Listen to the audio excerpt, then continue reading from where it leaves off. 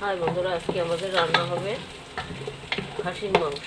যেহেতু আজকে পয়লা বৈশাখ, সেই জন্য খাসির মাংস রান্না হবে, মুগ ডাল রান্না হবে, ইলিশ মাছ ভাজা, ইলিশ মাছের সর্ষে ইলিশ হবে, সরিষা ইলিশ। সব রান্না তো দেখানো সম্ভব হয় না, কিছু কিছু অংশ দেখাবো আপনার।